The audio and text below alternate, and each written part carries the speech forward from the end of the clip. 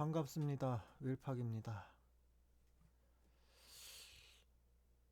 어제 이 해선을 하면서 영화를 한 네다섯 편을 연달아 보고 간만에 인프피에서 F를 잔뜩 살렸는데 아침에 일어나서 지금 아침이 아니지 지금 몇 시야? 지금 5시인데 한 4시, 3시쯤 일어나서 아니지 한 12시쯤 일어났나? 하여간 일어났다가 이제 컴퓨터를 켜서 봤는데 나 엔화가 떡락을 했어요. 엔화가 일단 떡락을 했다. 이게 지금 엔화인데 엔화도 환율이 엄청 상승을 하고 있단 말이에요. SBS 뉴스에서 그랬어요. SBS 뉴스 내용이 뭐였냐면 우리나라 환율이 엔화와 연동이 되고 있다. 그런 이야기를 하면서 뭐 이제 쭉쭉쭉쭉 풀어 나가는데 그 이야기가 되게 짧게 나오고 그 뒤에 이야기는 그냥 뭐 현재 정치적인 상황 어쩌고저쩌고 나왔는데 SBS 성향이 약간 조금 제가 봤을 때는 우파에 가깝고 그리고 어 윤석열 정권 때 어땠는지 SBS가 어땠는지는 잘 모르겠는데 아마 좀 친정부적이었는지 모르겠는데 지금 봤을 때는 좀 친정부 성향은 아니거든요. 뭐 SBS 사장을 윤석열이 뽑았던 아니 SBS가 아니라 KBS 사장을 뽑은 건 아는데 뭐 SBS가 뭐가 있나? 뭐 어쨌든 그래요. 그런데 뉴스를 보면은 일단 그 댓글 쓰는 사람들은 대체적으로 그쪽 그 우파 성향이 강하다 보니까 팩트를 못 봐. 제가 어저께 올린 영상에서도 얘기했는데 뉴스를 봐도 헤드라인을 보는 게 아니라 그 내용을 봐야 되는 거거든요. 내용에서 핵심 요지가 뭔지를 봐야 되는데 그러니까 팩트를 제대로 못 본다는 거예요. 일본 엔화와 연동된다 그 얘기가 있는데 그건 쏙 빼놓고 그냥 거기에서 본인들이 자기 취향에 맞는 말만 선택적으로 골라서 자기들 머릿속에 입력하고 댓글을 달아. 뭐 나라 망한다 어쩌고저쩌고 그런 얘기들이 나와요. 지금 엔화가 뭐에 왜 떨어졌는지는 모르겠는데 엔화가 지금 폭락했단 말이에요. 폭락을 했는데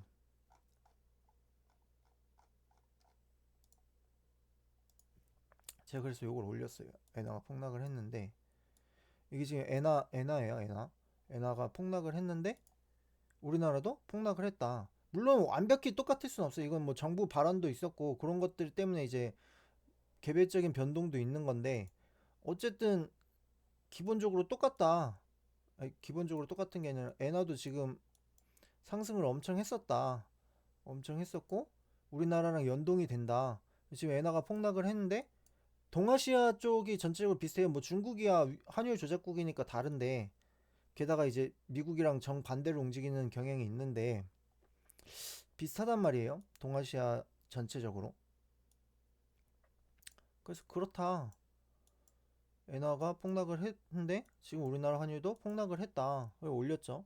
바로 엔화가 떡락한 거 보고 제가 바로 우리나라 환율을 쳐봤죠. 근데 여기는 1454라고 나왔는데 이게 아마 어저께 것까지인지 지금 다시 오른 건지 모르겠는데 오히려 이게 어저께 것까지일 수도 있어요. 아닌데 얘가 실시간 차트일 텐데 인베스팅이라 뭐 어쨌든 그렇다. 그래서 1446이다. 지금 엔화랑 똑같이 하락을 했다. 그러니까 환율이란 게 결국에 우리나라만의 문제가 아닌데 그냥 어떻게든 까는데 혈연이 돼 있으니까 뭐라도 하나를 트집을 잡으려고 하고 뉴스만 봐도 나오거든요. 뉴스만 이렇게 그냥 단순히 AI에 검색만 해봐도 나와. 검색만 제가 검색을 뭐라고 했냐면 이렇게 검색했어요. 이렇게 선진국 대비 우리나라 현재 경제 성장률 전 세계 상위권 국가들과 비교해서 알려줘. 그리고 윤석열 개엄한 해부터 현재까지도 알려줘. 이거를 여기다가 쓰고 얘 답이 시원찮을 수도 있기 때문에 또 AI에다가 직접 물어봤어요. 이건 이제 검색형 AI인 거고 같은 구글인데 얘도 아마 제미나이 기반으로 할 텐데 검색형 AI고 얘는 아예 그냥 제미나이 그 자체란 말이에요. 뭐 챗GPT도 추가로 물어볼 수 있고 조금 얘기가 다 다를 수가 있어요. 왜냐면은 제가 언젠가 챗GPT한테 제 올린 영상에도 나올 건데 챗GPT한테 물어봤는데 현재 대통령은 윤석열이고 탄핵된 적이 없다. 뭐 이딴 소리를 하고 있더라고요. 그러니까 이게 결국에 챗 GPT도 얘가 뭐 절대적인 지식을 갖고 있는 게 아니라 사람들이 막 검색하고 치고 이런 것들을 기반으로 데이터를 수집해서 얘기를 하는 거란 말이에요. 그러니까 작업을 치는 거지. 그 극우 같은 세력들이 작업을 치는 거지. 정말 몰상식하다고 해야 되나? 그냥 뭐 AI를 무조건 믿으라는 건 아닌데 저는 그 대체적으로 AI를 검색하고 여기를 눌러서 이 뉴스들을 검색을 해보거든요. 뉴스도 한쪽 뉴스만 보는 게 아니라 거의 대부분을 봐요. 보고 좀 취합돼서 이게 맞겠다 싶은 것들을 보고 뭐 예를 들어서 하는 사이트를 가서 보고 실제적인 통계청 사이트 가서 조사를 해보고 그렇게 한단 말이에요.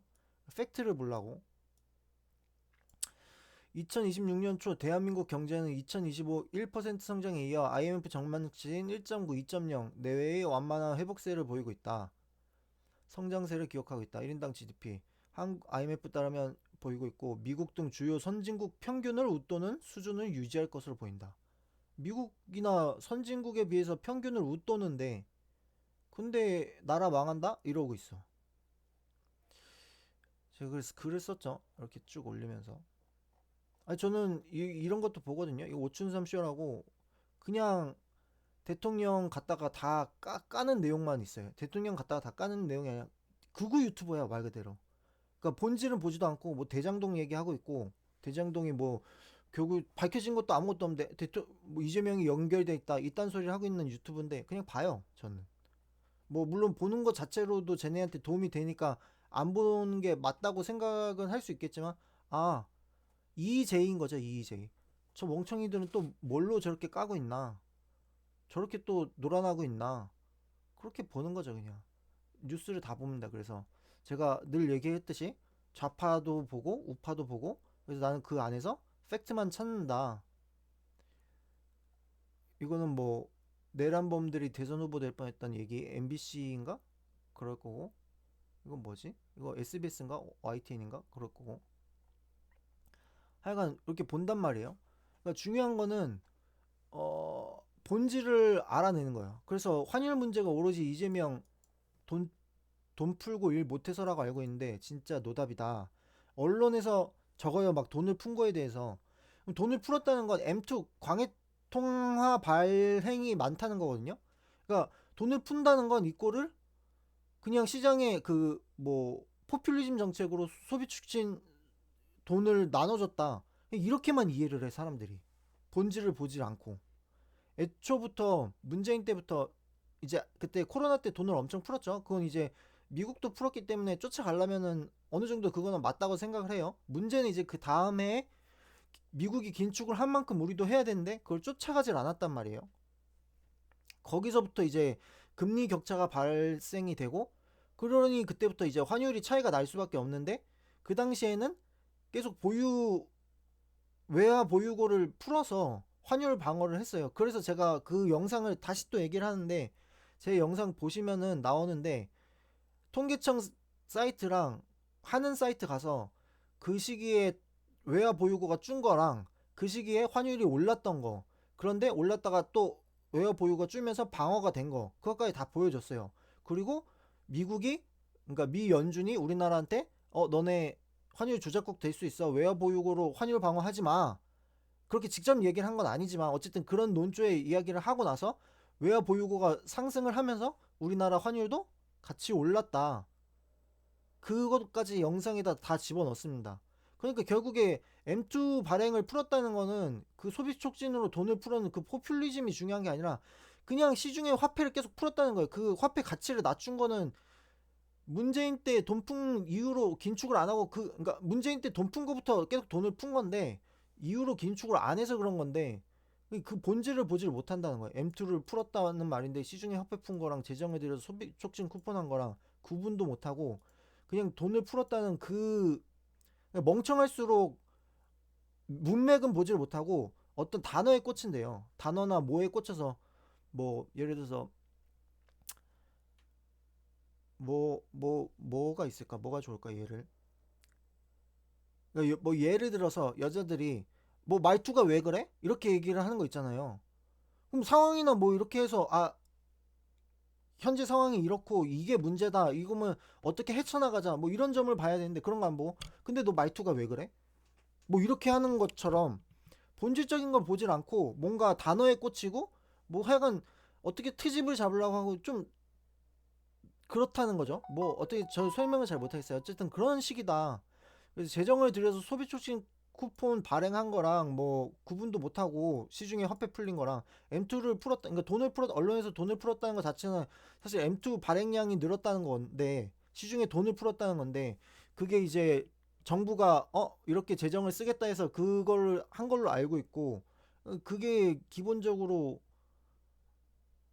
결국에 그런 거를 제대로 이해를 못하고 뭔가 차이를 구분 못하고 본질을 못 보면 결국에 그냥 언론이 말하는 거에서 놀아나는 개돼지가 되는 거예요. 그래서 돈을 풀었다는 거는 재정을 써서 포퓰리즘이다.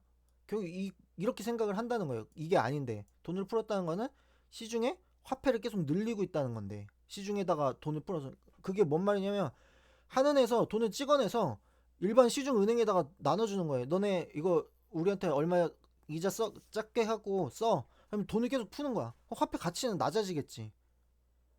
그게 돈을 풀었다 M2 발행량이 늘었다는 건데 그래서 언론에서 틀린 말은 아니지. 근데 교묘하게 얘기를 하는 거지. 돈을 풀었다 그러면 사람들이 인지하기를 그래? 쟤네가 돈을 풀었어? 그러면은 정부에서 또 돈을 찍어냈구만. 정부에서 또 돈을 풀었구만.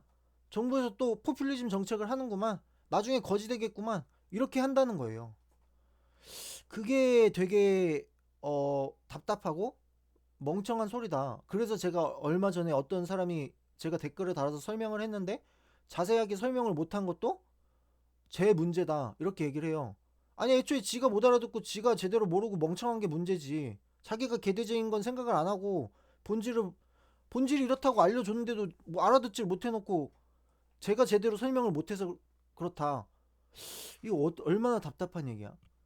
당신이 제대로 몰라서 지금 그렇게 극우적으로 행동을 하고 있는 거다. 이게 본질이다. 설명을 원래 댓글에 그렇게 적었는데 근데 그걸 제대로 이해를 못 해놓고 내가 그걸 더 자세하게 풀어서 하나하나 그 사람의 모든 답글에 모든 답을 달아서 알아듣게 설명을 해주니까 그제서야 애초에 당신이 제대로 설명을 못했어요. 당신이 문제야. 이렇게 얘기를 한다니까. 애초에 본질은 그 써있는데 그걸 이해 못했으면은 자기가 이해 못한 건 생각 안 하고 그렇다는 겁니다. 그래서 오히려 차라리 뭐 좀 안다고 치면 돈은 지속적으로 풀렸는데 똑같이 풀렸는데 그런 와중에도 적자 재정을 해서 나라를 더 어렵게 한다. 그렇게 하면 맞는 말이죠. 그건 팩트니까. 팩트는 아니지. 어렵게 한지 안 한지는 앞으로 다가올 미래 그걸 체감하는 건데 거기서 이제 우파냐 좌파냐 진보적이냐 보수적이냐가 나뉘는 건데 좌파나 이제 진보적인 경우에는 정부가 적극 개입을 하고 더 돈을 쓰게끔 뭔가 그러니까 좌파라고 해서 무조건 뭐 부자들한테 돈을 걷어서 가난한 자한테 나눠준다? 근데 그게 좌파가 맞나? 아니 그것도 솔직히 좀 헷갈려요. 그 본질 자체가 뭔지는 헷갈리는데 어쨌든 지금 정부가 하고 있는 건 그게 아니란 말이에요. 소비 촉진을 유도해서 자꾸 소비를 하게 하고 그리고 경제가 더 발전하게 하고 그리고 그 상법 개정 같은 경우도 그런데 처음에 상법 개정하면은 뭐 부자들이 다 떠난다 뭐 이딴 소리를 한참 했어요. 사람들이 부자들이 다 떠난다. 이재명이 왜 이재명이 아니라 누구야?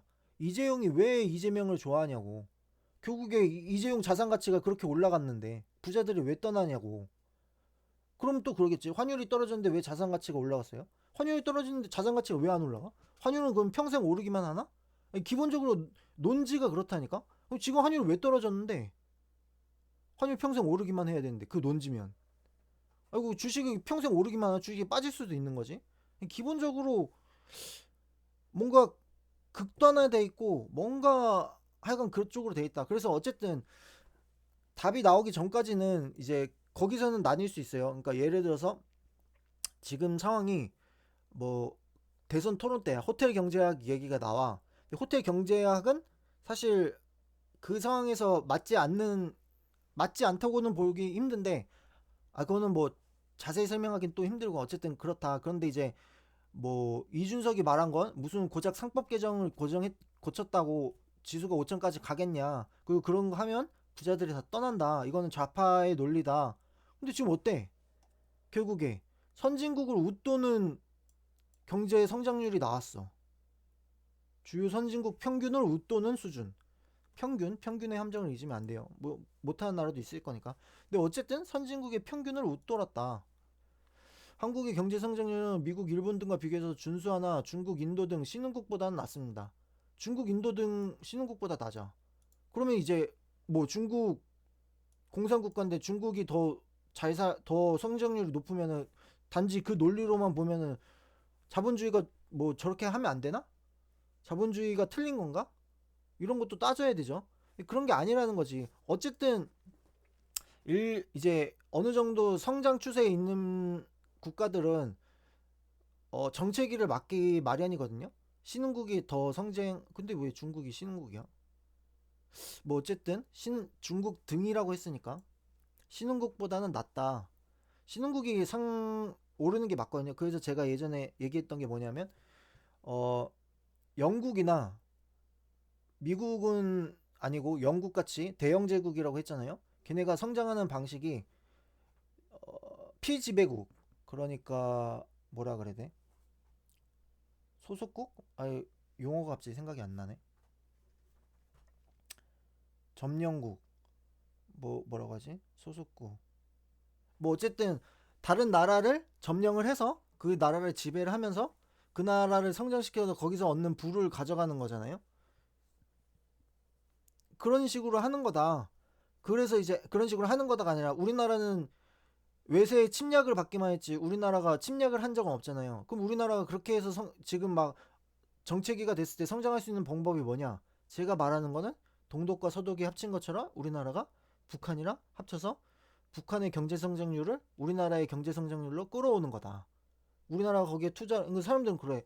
야, 그러면 우리나라가 세금을 막 갖다 쓰고 거기 북한에 가서 성장하는데 도와줘야 되는데 그럼 우리나라가 성장하냐고 오히려 빠지지. 그게 투자라는 거예요. 그게 뭐 투자가 뭐 그냥 가만히 내 돈 있다가 갑자기 상승하는 게 아니라 리스크를 안고 거기 가서 그 나라를 발전시켜서 그 나라에서 광물을 얻든 뭘 하든 그 나라의 경제 성장률을 우리 거로 끌어오고 그게 투자라는 거예요. 그게.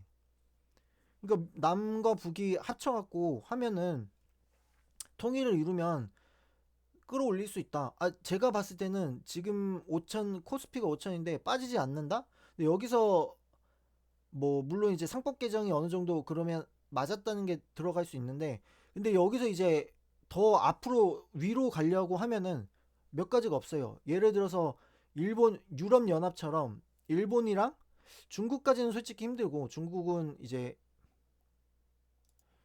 거의 경제적으로 봤을 때는 뭐 안보적으로 봤을 때 그러니까 경제적으로 봤을 때는 같은 섹터 안에 있긴 한데 안보적으로 이미 미국이랑 한미일이 하나고 중국이랑 러시아 뭐 이쪽 계열이 따르잖아요. 다르기 때문에 어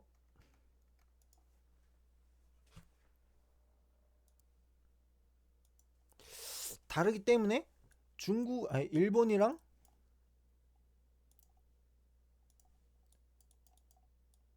라이크 EU처럼 유럽 연합처럼 우리나라도 한일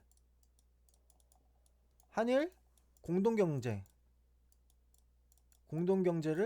하거나 아니면 한중일 가능하다면 한중일이 더 좋겠죠. 이러면 진짜 강력하지. 미국도 제끼고 우리나라 한중일 공동 경제를 하면 이 단체가 1위가 되겠죠. 중국이 지금 2위인데 중국을 품고 한국과 일본이 합쳤는데 이게 사실 세계 선진국들이 가장 경계하는 게 이거거든요. 한중일이 합치는 거. 물론 이제 오랜 역사 동안 서로 물어뜯느라고 합칠 수가 없는데 세계 선진국들이 가장 견제하는 게 이거다. 한중일이 합치는 거. 그럼 그만큼 파워가 세다는 거예요. 그러니까 요게 있다. 지금 여기서 이제 더 성장할 수 있는 게 하나는 한일이나 한중일이 공동 경제를 해서 동아시아 뭐 EA가 되겠죠. 뭔가 축구 피파 같은데 EA라고 하니까 동아시아, 이스트 아시아 연합이 되겠죠. 그러면은 엄청나게 세질 거다. 그게 하나가 있고, 그게 아니면은 통일이다. 통일의 방식은 다양해요. 뭐 흔히 말하는 무슨 뭐 북한을 공격해서 적가 통일도 통일이 될 수 있고, 적가 통일이 될 경우는 좀 어렵고, 적가 통일이 됐을 때는 당장에 뭔가 가시적인 경제 성장률을 보기는 어렵고, 좀 뭔가 경제적인 그런 거죠. 경제 제재를 풀어내고 조금 남북이 뭔가 공동 경제를 끌어나갈 수 있는 방향으로. 공동 경제라 그러면 또 그래. 야 너 무슨 뭐 공산당이냐? 빨갱이냐?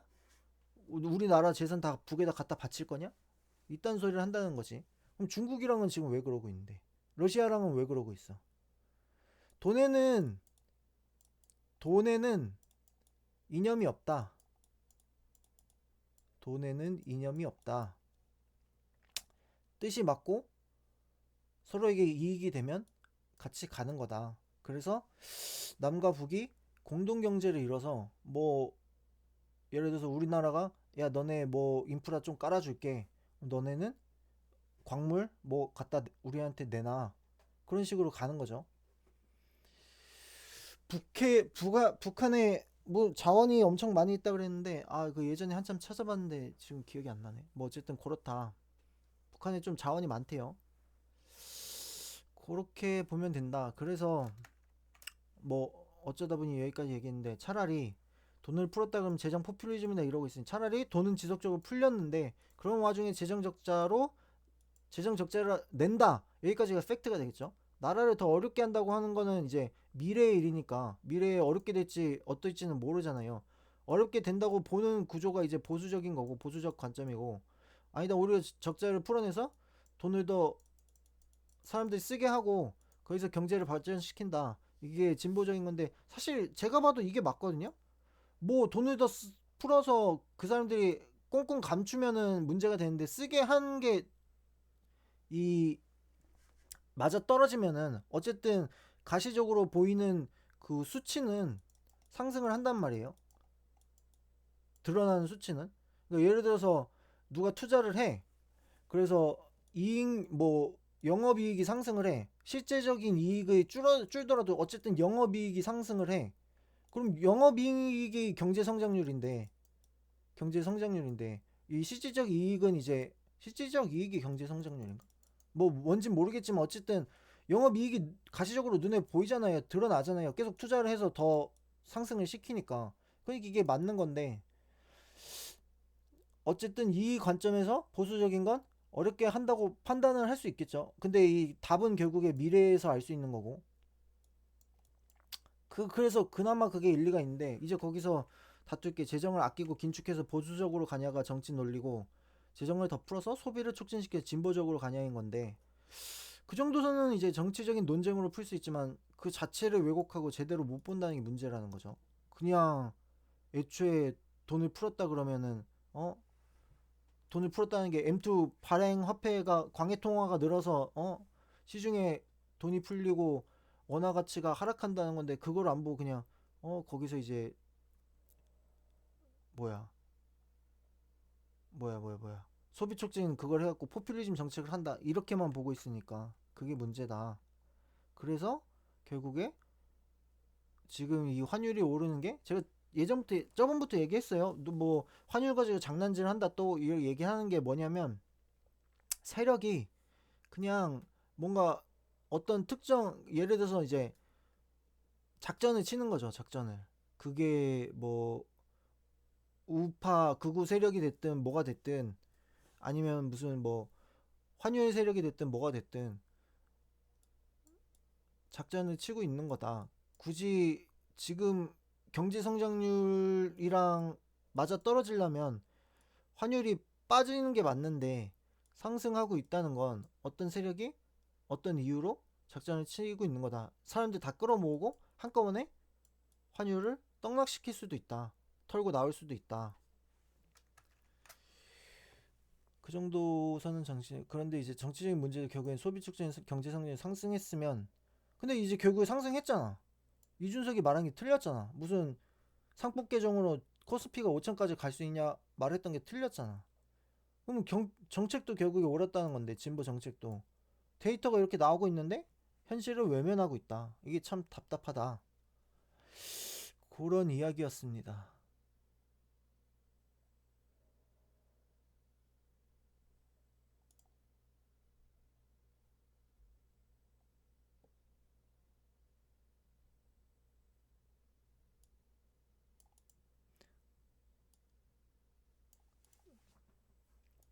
아니면 어쩌면 장기적인 관점이 될 수도 있겠네요. 이런 얘기로 견고한 수출과 민간 소비 회복으로 3분기 1점 전분기 대비 성장을 기록하며,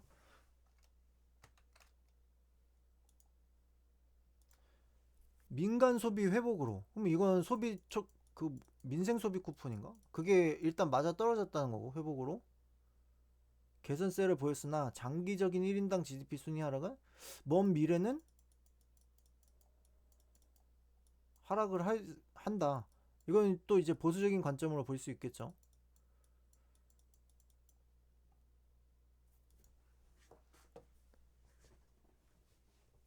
선진국 대비 상대적으로 준수한 성장을 유지하고 있는 대내외적 경제 불확실성, 수출 의존도, 내수 부진.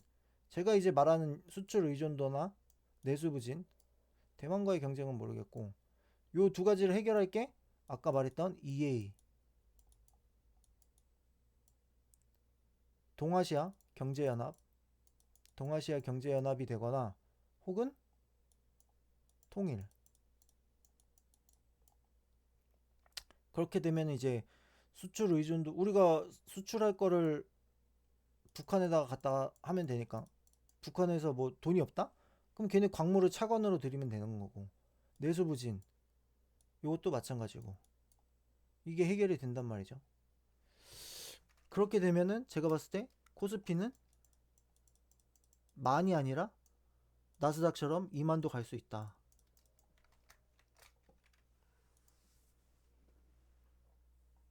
삼성이 애플처럼 못 되는 건 한국이라서 그렇다. 그게 이제 한국을 비하하는 게 아니라 그냥 그런 리스크가 있다는 거예요. 그러니까 그만큼 삼성이 대단하다는 거고.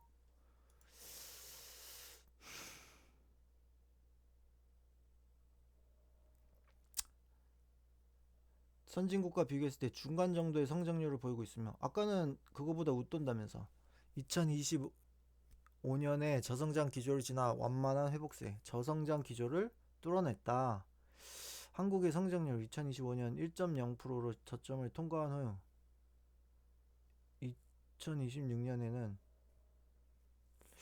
아니 2024년부터 비교해야 되는 거 아니야? 내가 윤석열 계엄이 2024년 아니었나?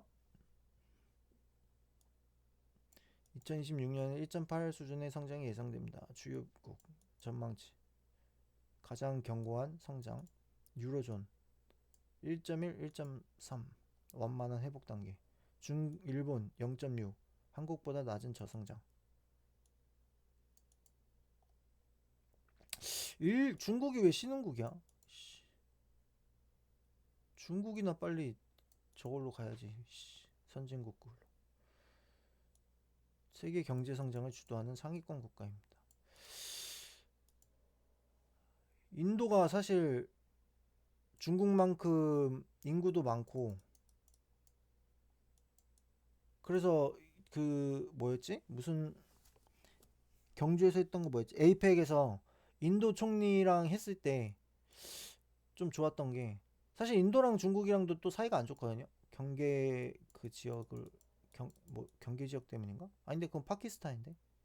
몰라, 하여간 얘네도 아마 이 뭐라 그래, 국경을 맞대고 있을 거예요.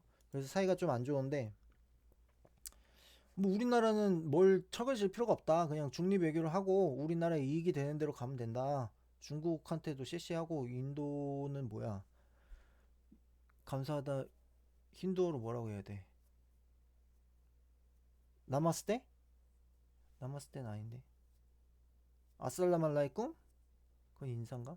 뭐 어쨌든 그렇게 하고, 뭐 일본한테 아리가또 하고 미국한테 땡큐 하고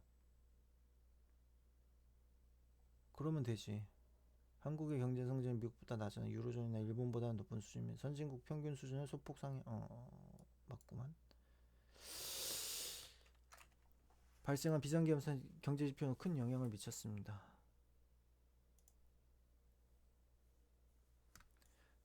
12월 3일 밤 10시 20분경 비상기업 선포.